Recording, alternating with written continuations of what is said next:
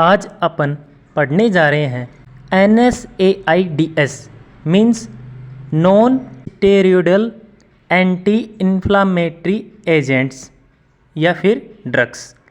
NSAIDs are used to treat inflammation, fever, headache, arthritis, sport injuries and menstrual cramps.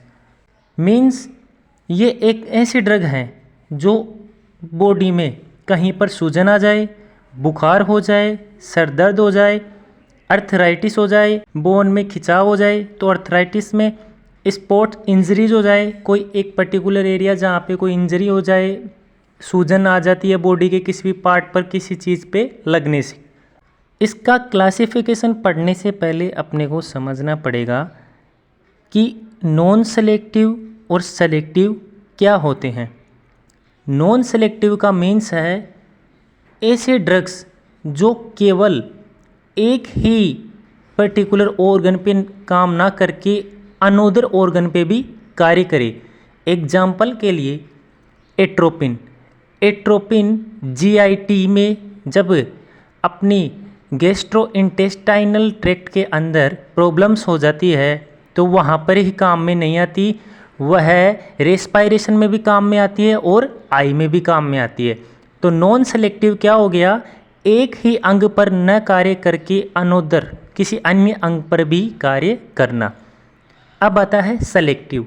Selective क्या होता है? Selective वह होता है जो पर्टिकुलर, जहाँ पे एक पर्टिकुलर अपने को डिजीज़ या फिर कोई ऐसी प्रॉब्लम्स है उसी ही एरिया को वह ट्रीटमेंट में काम में करेगी।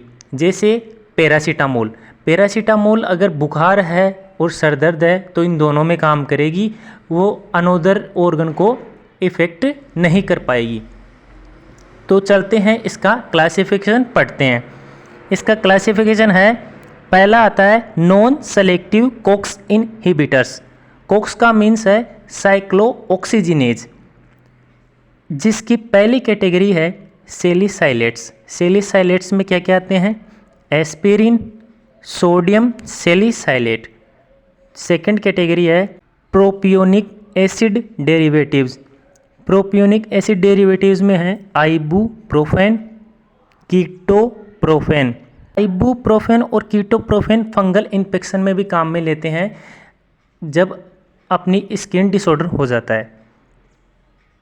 फिर इसकी अगली कैटेगरी है एरिल एसिटिक एसिड डेरिवेटिव्स, जो दर्द में काम में लेते हैं डाइक्लोफिनेक और एसिटोफिनेक।